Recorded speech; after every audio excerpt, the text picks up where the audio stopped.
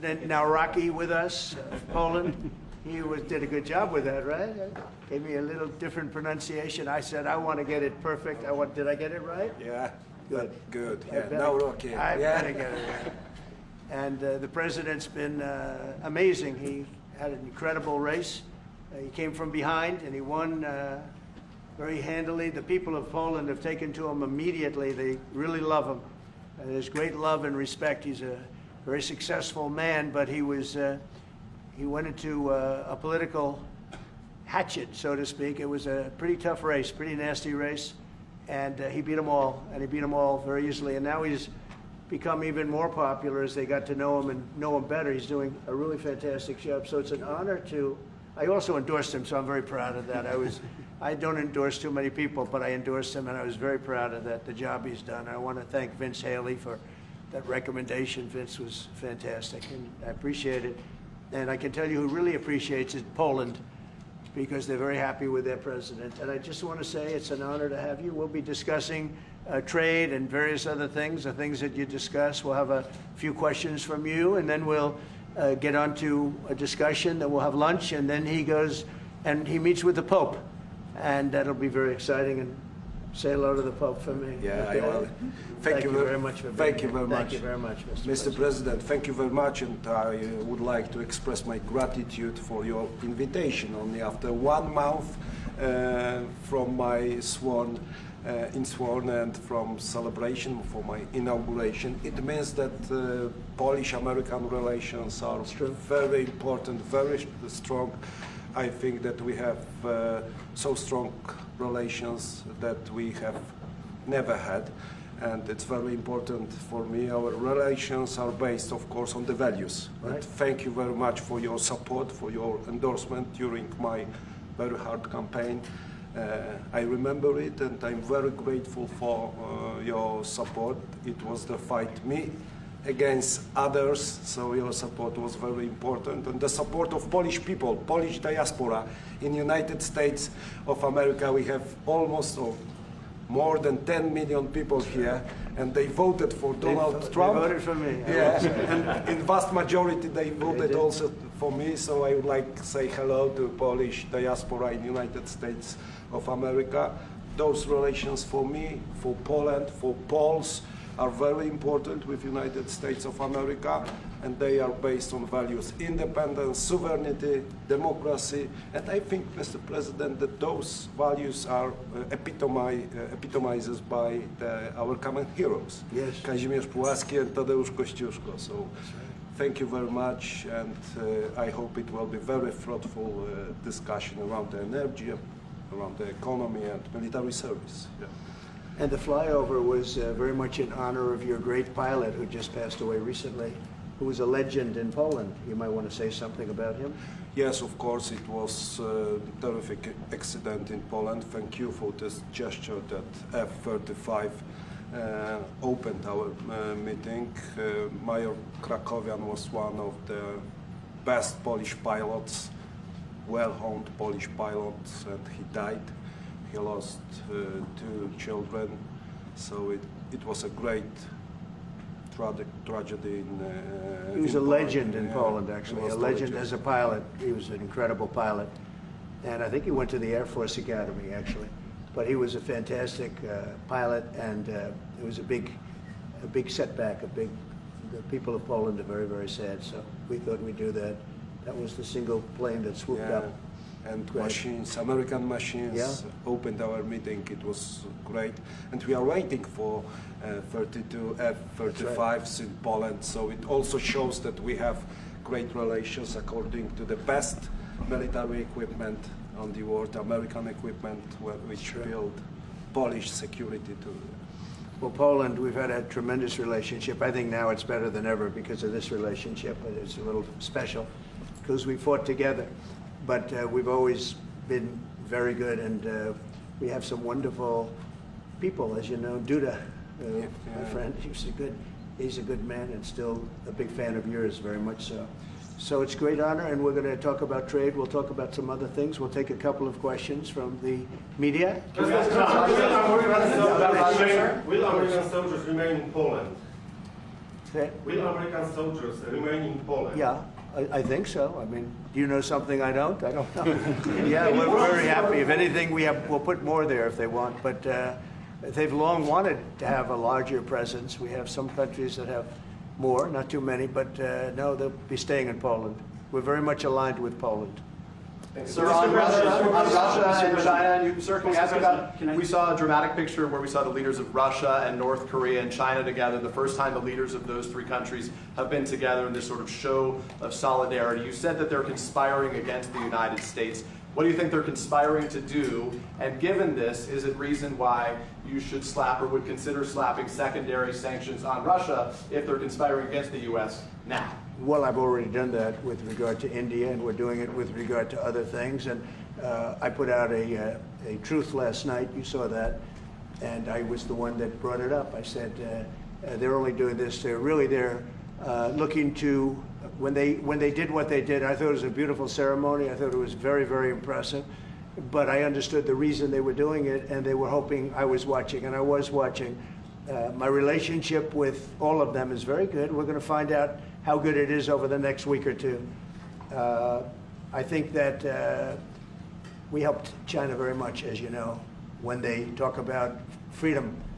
And I don't believe that, and maybe I'm wrong, I hope I'm wrong, but I don't believe that America, that the United States was acknowledged for helping China to get to gain its freedom. But perhaps that was just that was a sleight of hand. I mean, I was very surprised. I watched the speech last night. President Xi's a friend of mine, but I thought that the United States should have been mentioned last night during that speech because we helped China very, very much. What was the reason? They should have been invited, Mr. President. What was the reason? Mr. President, do you think they should have been invited? Yes, go ahead. You've expressed many times your frustration and disappointment with Putin, but there's no action since you took your office. How do you know there's no? How do you know there's no action? But Really? don't you worry- Wait. Who are you with?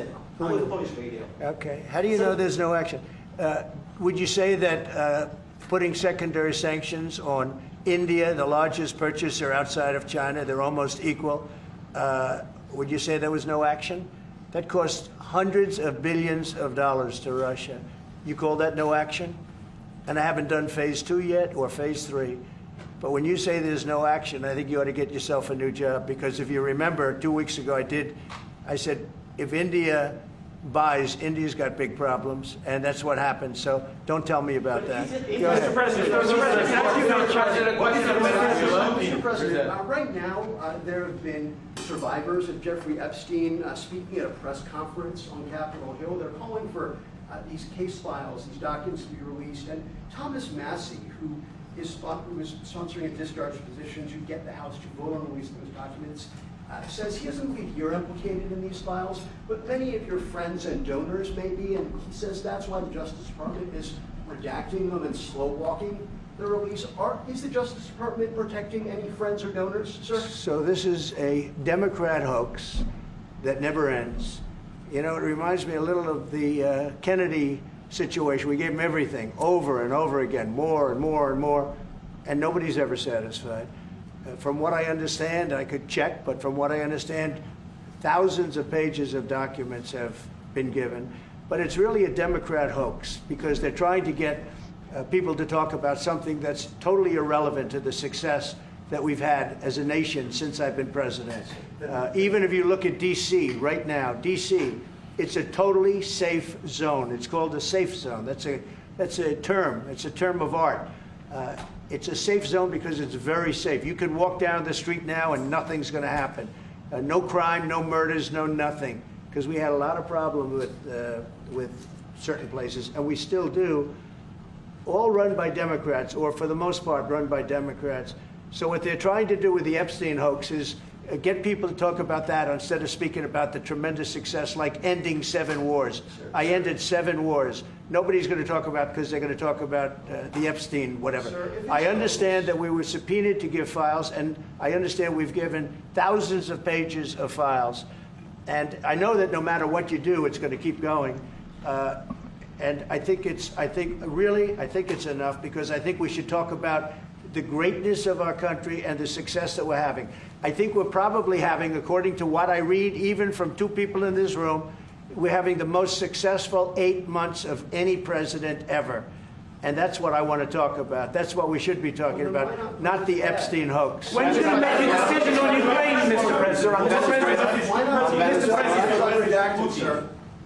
I have no message to President Putin. He knows where I stand, and he'll make a decision one way or the other. Whatever his decision is, we'll either be happy about it or unhappy. And if we're unhappy about it, you'll see things happen. Venezuela, can you give us a sense of what the U.S. policy or what you're trying to achieve with the aircraft carriers, or the boats, I should say, in near Venezuela, and also the boat that you mentioned yesterday where 11 people were killed? What was found on that boat, and why were the men killed instead of taken into On the boat, custody? you had massive amounts of drugs. We have tapes of them speaking. It was massive amounts of drugs coming into our country to kill a lot of people. And everybody fully understands that. In fact, you see it. You see the bags of drugs all over the boat. And they were hit, obviously. They won't be doing it again. And I think a lot of other people won't be doing it again when they watch that tape. They're going to say, let's not do this. We have to protect our country, and we're going to. Venezuela's been a very bad actor. They've been, as you know, they've been sending millions of people into our country, many of them Tren de Aragua, some of the worst gangs, some of the worst people anywhere in the world in terms of gangs. And we had some in Washington, D.C. We took care of them very quickly, but they're out of here. They've gone. But Venezuela's been very bad, both in terms of drugs and sending some of the worst criminals anywhere in the world into our country.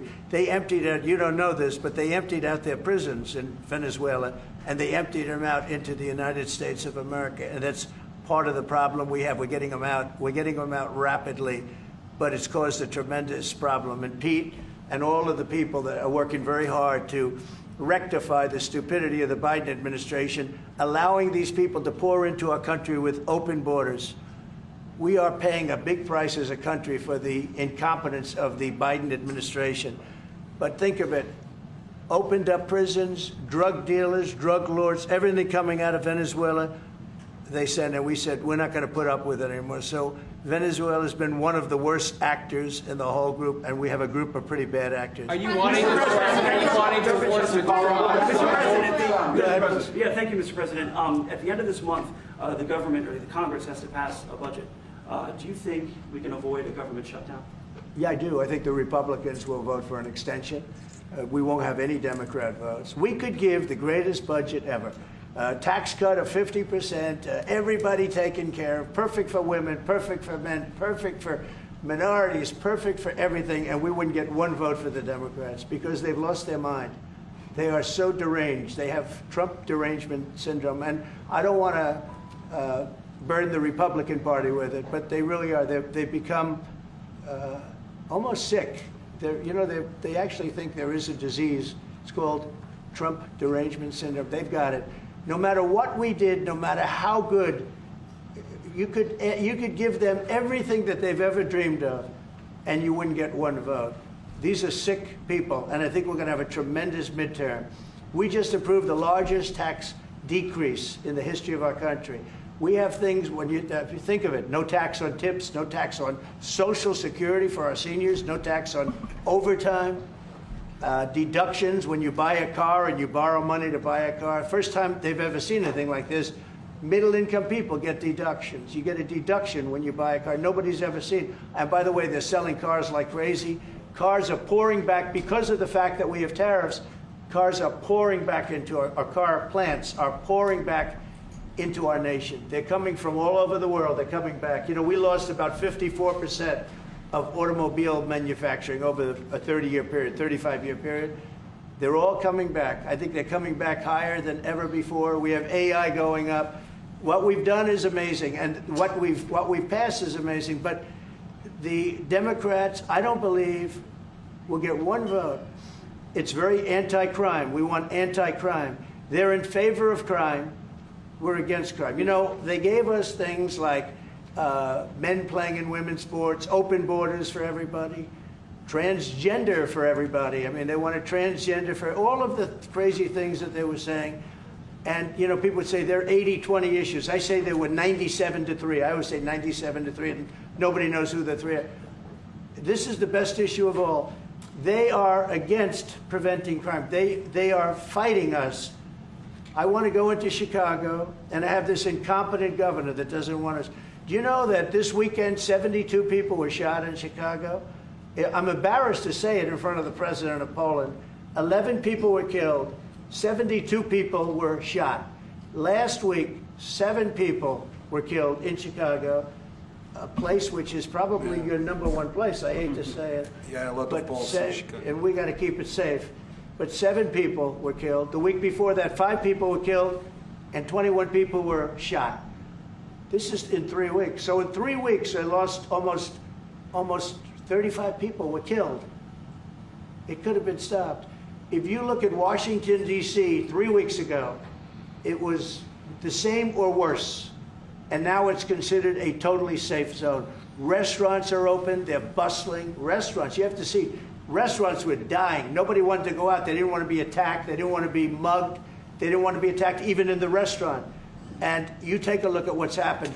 Friends of mine that haven't gone to a restaurant in 4 years, one of them went out 5 times in the last 2 weeks to a restaurant with his family. They feel totally safe. Washington, D.C. is a totally safe city. You're not reporting any crime because there is none. They said crime is down 87%, and I said, no, it's not. It's down 100%. We have a great thing going. I could do that with Chicago. We could do that with New York. We could do it with Los Angeles. So we're making a determination now. Do we go to Chicago, or do we go to a place like New Orleans, where we have a great governor, Jeff Landry, who wants us to come in and straighten out a very nice section of this country that's become quite tough, quite bad. So we're going to be going to maybe Louisiana, and you have New Orleans, which has a crime problem. We'll straighten that out in about 2 weeks. It'll take us 2 weeks, easier than D.C. But we could straighten out Chicago. All they have to do is ask us to go into Chicago if we don't have the support of some of these politicians. But I'll tell you who is supporting us, the people of Chicago. And I sort of want them to let it be known. They have incompetent people. A guy like Gavin Newsom, he's the governor of a state that if we didn't go into Los Angeles with our soldiers, with our National Guard, you wouldn't even be having the Olympics there. They were going to take it. And remember this, your top law enforcement officer in Los Angeles said, there's no way we could have done this without President Trump coming in with the troops. We saved Los Angeles and we saved the Olympics. Thank you very much. No, sir. Thank you, Andrew. Thank you. Mr. President, in regards to Gavin Newsom, would you be open to a congressional investigation in regards to the specific Palisades fire where it killed 12 seniors to see if there's any negligence on Gavin Newsom or Karen Bass in regards to those deaths? Well, I'll tell you, there's negligence on not getting people permits. That is negligent. We got all of the federal permits. Lee Zeldin, the federal permits are much more difficult. They were all gotten within 30 days. People could go build their houses. It's going to be years before they are allowed to build their house. And Karen Bass is grossly incompetent. And Newsom, this is a very incompetent guy. I watched him with the hands. I'm saying, what's going on with the hands? There's something wrong with him. You watch him. There's something wrong with this guy. But more importantly, he didn't allow the water to come from the Pacific Northwest. You know, they have tremendous amounts of water in California. People don't know. They send the water out to the Pacific Ocean. So I demanded it be open. If that were open during the fire, before the fire, you wouldn't have had the fire because all the sprinklers would have worked in the houses. They had no water. They had no water in the fire hydrants. You wouldn't have had the fires. It would have been put out after 1 house, 2 houses. But he stopped the water from coming in. And I had to send in the military to have that water opened after the fires. And now they have water, but he should have more because they still restricted.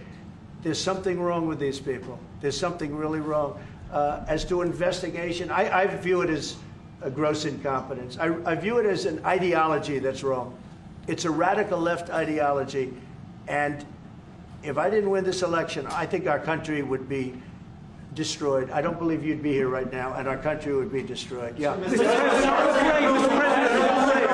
President, Go ahead. Thank you, sir.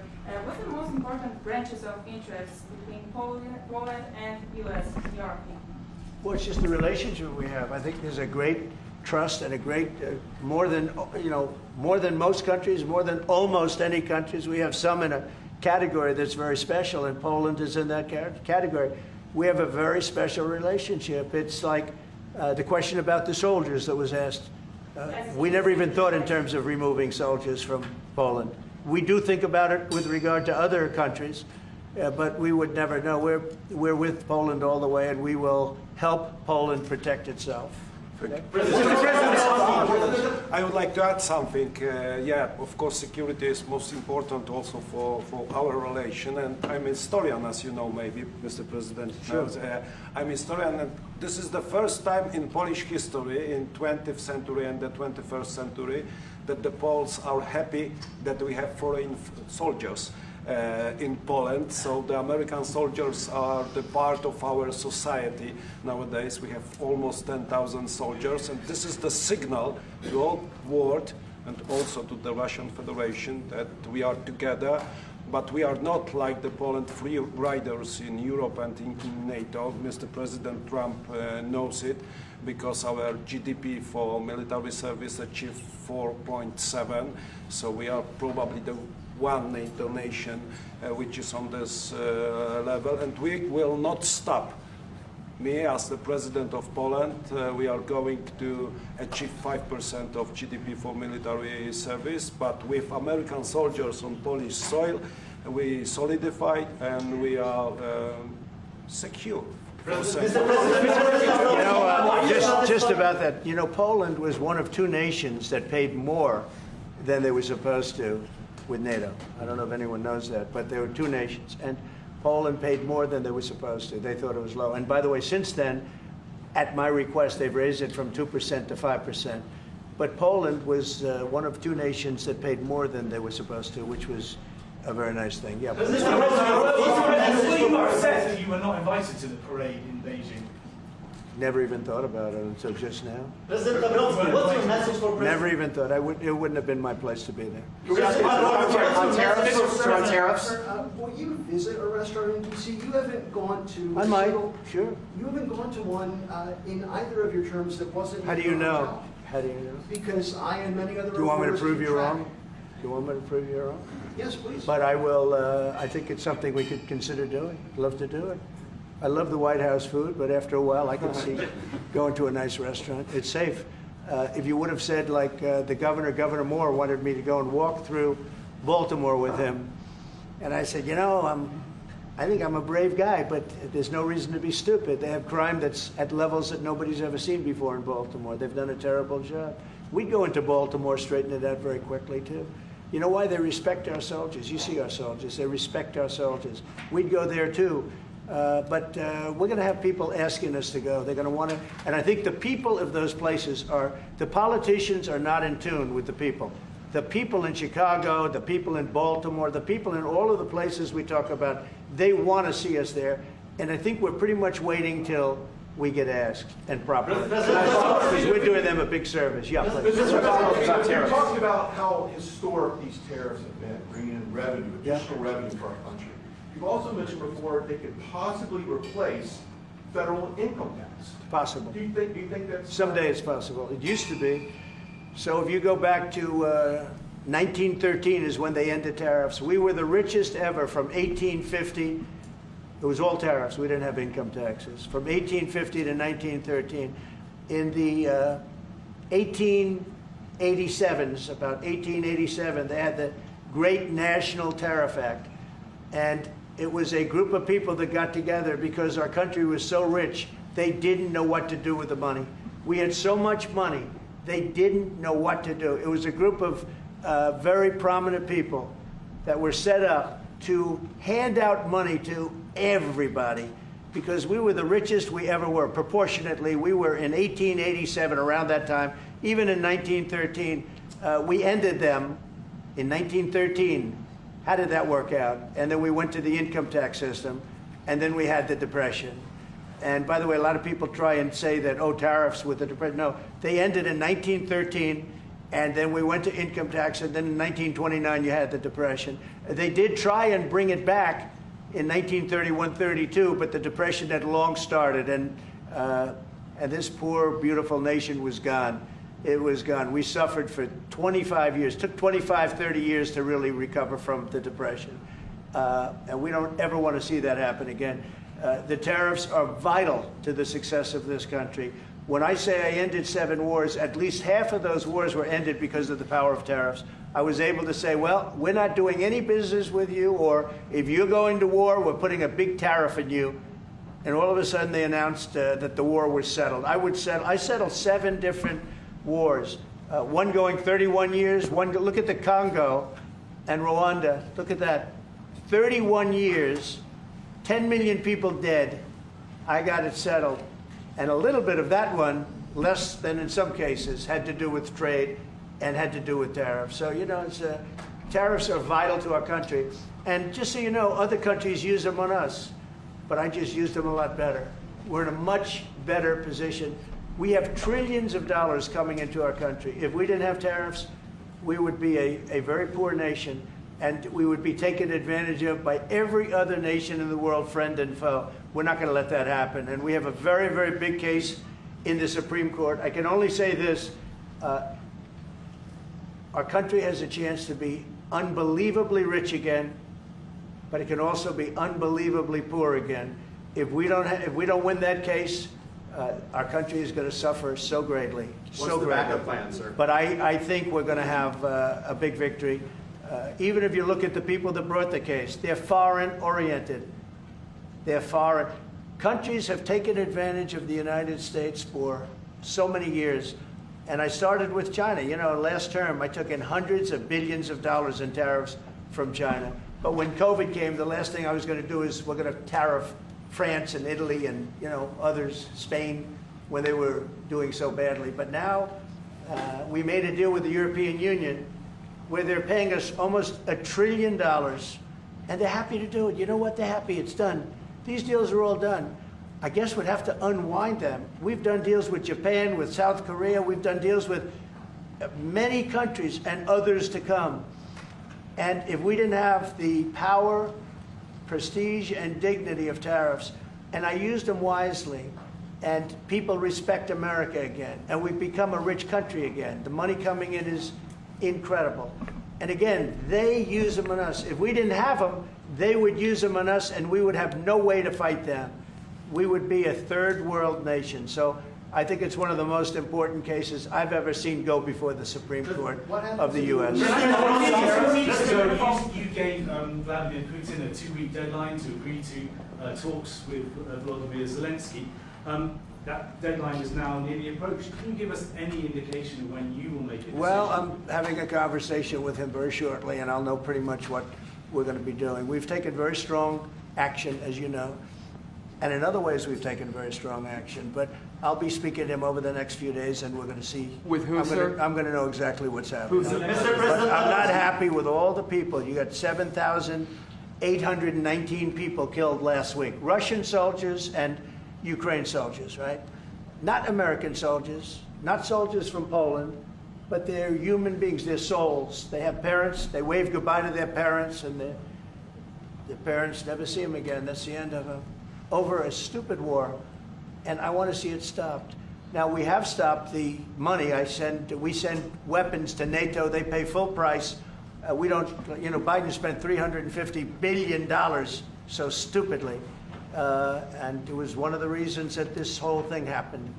A big reason this war happened was sitting right in these chairs, this one in particular. So I will tell you that I think we're going to have a good solution, but they're losing soldiers at levels that nobody has seen since the Second World War. This is the worst conflict, and it's just going on and on. It's one's defense, one's offense. The offense moves a little bit. Just a little bit. You take a look. They move inches.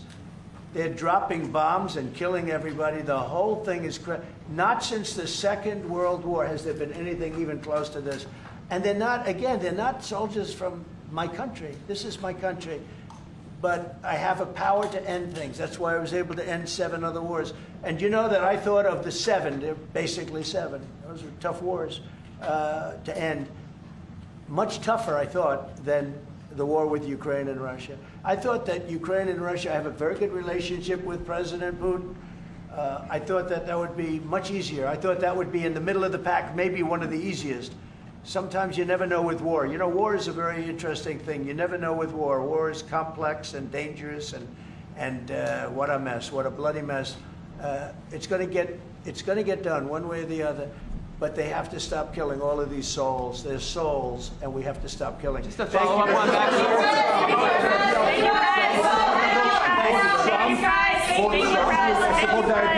you. Out the door. Guys,